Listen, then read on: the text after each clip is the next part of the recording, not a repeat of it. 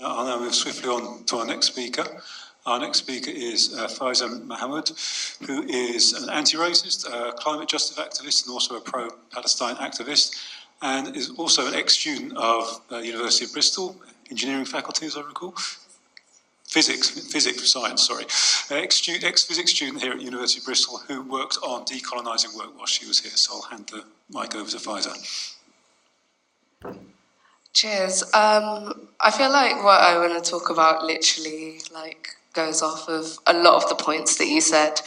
And I'm glad it does, because I did a lot of work on decolonising education, both within the physics department with the University of Bristol and just higher education. Yeah, I'd love to take a step back and look at the intersectionality when it comes to decolonising education and decolonising our minds. So, with decolonising education, it's never really made sense to me that during our early history years in secondary school, we were taught about the British Empire and the slave trade as two completely separate things. I'm sure if I think back, they weren't even taught consecutively, which is a major first step in decolonising our educational spheres. I'd argue that not teaching this material removes a very integral layer of understanding how racism works and how it's been used as a tool of oppression. But decolonising education neither begins nor ends with the transatlantic slave trade. The NUS trade union states that in practice, decolonising education means rebuilding a school system that supports all students, staff, and teachers. A system that's responsive to the particular needs of each and every child. It also involves examining the limitation and the biases of the current curriculum, where we can examine the political and social legacies of colonialism and how they've influenced our educational policies. And in education, decolonising movements, when I wrote this, were fast growing across the UK.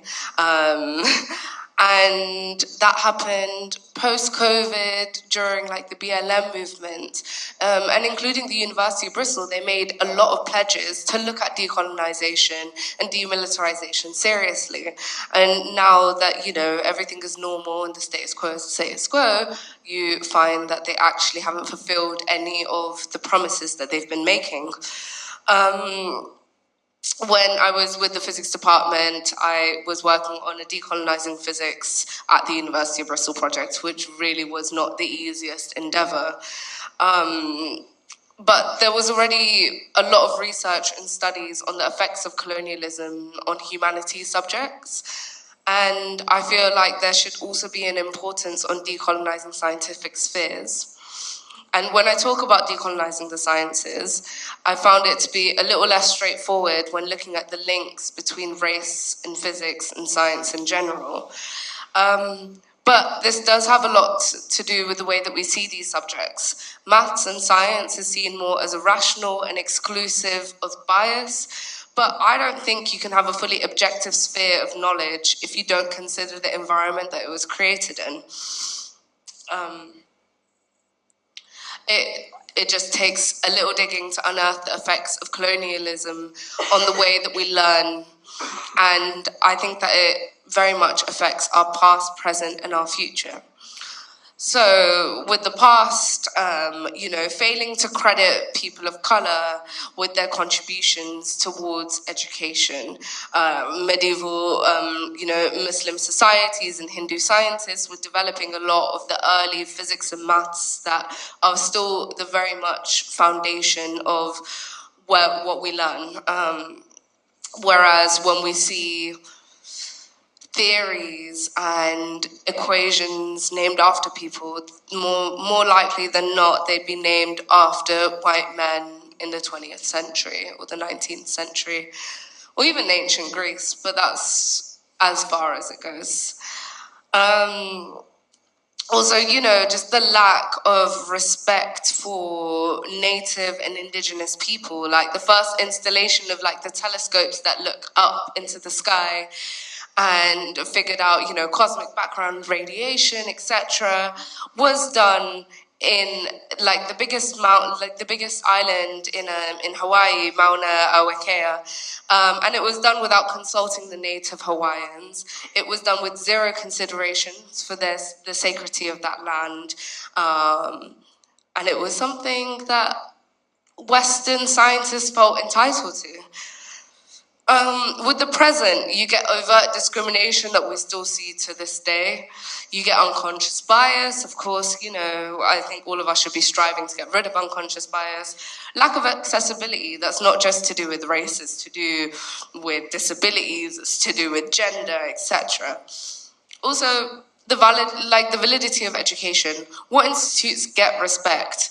Are they mostly from colonial countries? I feel like the thing that made me ask this question is because I've been working with a lot of refugees in Bristol, and they come here as refugees, and first and foremost, if you don't get like the indefinite leave to remain, you're not allowed to work. But then on top of that, if you finally do get the indefinite leave to remain, I mean, unless you've got like a really niche degree, you should be able to take an electrical engineer or a mechanical engineer, somebody with a master's from Sudan, from Palestine, from Somalia, etc. And what you find is that none of these degrees are respected by any of the companies that they've been applying for. That is a form of colonization, just deeming that your education has more value depending on where you got it from. However, I can tell you for free, you won't be able to get a master's in engineering if you didn't do all of the work to do it. So why do we pick depending on where you're from, Technology, discrimination with our technologies as groups of people were just not, has never been considered in science. I'm going to start with seatbelts. That's nothing to do with actual race, but they don't look at the anatomy of women. When you look at crash test dummies, they are based off of the adult man and the weights and etc. So you find that there's a bigger vitality level with women, adult women that are using the same seatbelts that everybody should be using. And that's not taking into consideration. Let me not even talk about pregnant women. Hand dryers, for example, that's another tech thing, sometimes it doesn't recognize when people are melanated. Interactive game consoles. Medical racism is a big one that I wrote down, I think it was made very clear during COVID. And then you look at the future, environmental racism, refugees, etc. I feel like, again, science does not exist in a vacuum. It's very much, the implications of science are there so that we use them in society. And if you don't take other people into account, you end up with a biased product. And also with the future and the existing and the past, like the ethical consequences of scientific knowledge and its influence in military and weapons manufacturing. Carmen was talking about World War I and the university's roles with weaponry testing. And when you look at the Manhattan Project and the devastating impacts of the atomic bomb in Japan, you would think that we'd give a fuck. Sorry. You think we'd care about, human casualties, but instead you have our scientific buildings, both at the University of Bristol and across the UK, that not only, turning a blind eye is the wrong thing to say. They actively take money from these companies knowing what they do. And then on top of that, the new graduates are fed into that militarized, military industrial complex. Those are the companies that subsidize the university. Those are the companies that they have the most credit, connections with. And so our students are going to be working there. So it's really important that, universities stay as a neutral place of knowledge, and we shouldn't be aiding and abetting these companies that quite literally kill people across the world. I'm sorry, I thought that was just, a given, but apparently not. I'd like to see more on how modern science and physics have impacted the military field and the consequences that we see because of that today. Of course, a lot of stuff is hidden. And whilst colonies may be a thing of the past, neoliberalism is alive and kicking. The ongoing, uninvited position of the UK military in countries such as Iraq, Syria, Somalia, South Sudan, Sudan, Mali, Palestine, and more is the consequence of destruction and instability caused by colonization. And furthermore, there's an undeniable role that science plays in the weaponry creation. And so the whole point of me talking about decolonizing education is that we need to push to delve into this problem further. It's clear that decolonizing science can't be done in isolation, and intersectionality is a must when you're talking about this stuff.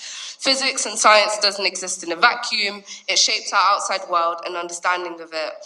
And by saying it's objective and refusing to look at the effects of colonization on science, I think not only do we place a cap on knowledge, but I don't think that's what science, education, and knowledge should be about, especially in a higher education facility like the University of Bristol. But yeah, sorry, I'm going to leave it there.